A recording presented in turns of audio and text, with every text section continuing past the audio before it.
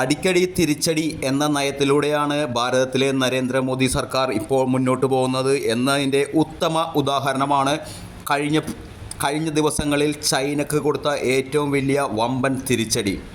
കഴിഞ്ഞ ദിവസം മിസൈൽ ഉപഗ്രഹ ട്രാക്കിംഗ് കപ്പലായ യുവാങ് യാങ് 03 ഇന്ത്യൻ മഹാസമുദ്രത്തിൽ കടന്ന ഉടനെ തന്നെ ഇന്ത്യയുടെ ഈസ്റ്റേൺ ഫ്ലീറ്റ് ചൈനയുടെ ദക്ഷിണ ചൈന കടലിലേക്ക് പ്രവേശിച്ചത് അക്ഷരാർത്ഥത്തിൽ ചൈനയെ ഞെട്ടിച്ചിരിക്കുകയാണ്.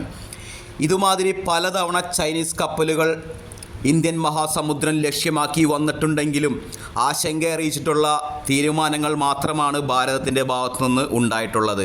ഇത്തവണ അതിനൊക്കെ വിപരീതമായി 100 മടങ്ങ് തിരിച്ചടിയിൽ ഇന്ത്യയുടെ ഈസ്റ്റേൺ ഫ്ലീറ്റാണ് ചൈനീസ് കടലിടുക്കിലേക്ക് മുന്നേറിയിരിക്കുന്നത്.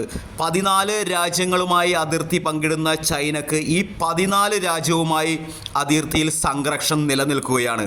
അതുകൊണ്ട് തന്നെ ഈ ജപ്പാനും തായ്വാനും അടക്കമുള്ള എല്ലാ രാജ്യങ്ങളും 14 രാജ്യങ്ങളുമായി ഭാരതം നല്ല സൗഹൃദം ഊട്ടിയുറപ്പിക്കുകയും അവർക്ക് അനുകൂലമായിട്ട് ഇപ്പോൾ നിലവിൽ ഫിലിപ്പീൻസുമായിട്ടുള്ള ചൈനയിലെ ദക്ഷിണ കടലിൽ വൻ ആക്രമണങ്ങളാണ് ചൈനീസ് നാവികസേനയും ഫിലിപ്പീൻസ് നാവികസേനയും തമ്മിൽ അരങ്ങേറുന്നതിൻ്റെ സാഹചര്യത്തിൽ കൂടിയാണ് ഇന്ത്യയുടെ ഈസ്റ്റേൺ ഫ്ലീറ്റ് കപ്പലുകൾ യുദ്ധക്കപ്പലുകൾ ചൈനയുടെ ദക്ഷിണ ചൈന കടലിലേക്ക് നീങ്ങിയിരിക്കുന്നത്. ഇത് ചൈനയെ അക്ഷരാർത്ഥത്തിൽ ഞെട്ടിച്ചു എന്നു മാത്രമല്ല ഇന്ത്യയുടെ നയം ഇതാണ് എന്ന് ചൈന മനസ്സിലാക്കുകയും ചെയ്ത ഒരു അവസ്ഥയാണ്. ഇനി ഒരിക്കലും ഇന്ത്യൻ മഹാസമുദ്രത്തിലേക്ക് ഒരു ആധിപത്യ ശ്രമം ചൈന നടത്തിയാൽ ചൈനയുടെ 4 ഭാഗത്തു നിന്നും വളയുവാനുള്ള ശേഷി ഇന്ത്യൻ നാവികസേനക്കുണ്ടെന്ന് കാണിച്ചു കൊടുക്കുകയായിരുന്നു ഭാരതം.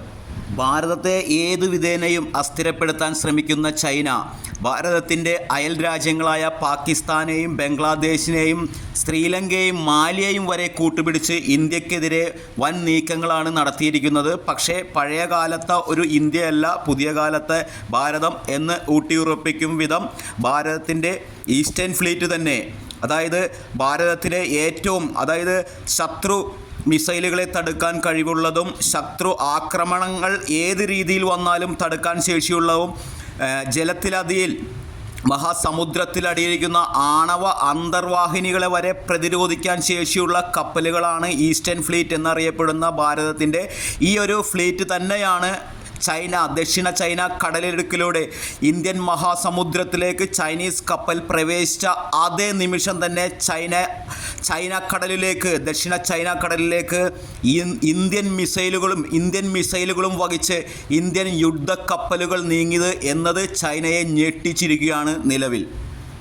ഇന്ത്യൻ മഹാസമുദ്രം കേന്ദ്രീകരിച്ച് ചൈന ഏതൊരുവിധ ആക്രമണങ്ങളും നടത്തിയാൽ പോലും ഫിലിപ്പീൻസ്, ജപ്പാൻ, തായ്വാൻ മുതലായ രാജ്യങ്ങളിൽ നിന്ന് വരെ ഇന്ത്യക്ക് ചൈനയെ തിരിച്ചടിക്കാൻ സാധിക്കും വിധത്തിലാണ് ഈസ്റ്റേൺ ഫ്ലീറ്റിനെ വിന്യസിച്ചിരിക്കുന്നത്.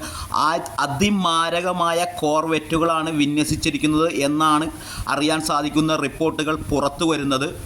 ഭാരതത്തിൻ്റെ അതിമാരകമായ ആയുധമായ ബ്രഹ്മോസ് മിസൈൽ ഫിലിപ്പീൻസിൽ വാങ്ങുന്നു എന്നറിഞ്ഞപ്പോൾ തന്നെ ഭാരതത്തോട് ചൈന ആശങ്ക അറിയിക്കുകയും ഭാരതം അത് മൈൻഡ് ചെയ്യാതെ ഫിലിപ്പീൻസിന് ആയുധങ്ങൾ കൈമാറുകയും ബ്രഹ്മോസ് മിസൈൽ അടക്കം കൈമാറുകയും അത് ഫിലിപ്പീൻസിൽ പരീക്ഷിക്കുകയും ചെയ്തതോടെ ചൈനയുടെ ആശങ്ക അറിയിച്ചതിന് തൊട്ടു പിന്നാലെയാണ് ഈ പുതിയ സംഭവ വികാസങ്ങളും നടന്നിരിക്കുന്നത്. മോങ്ങാനിരിക്കുന്ന നായയുടെ തലയിൽ തേങ്ങ വീണ അവസ്ഥയാണ് ഇപ്പോൾ ചൈനക്ക്.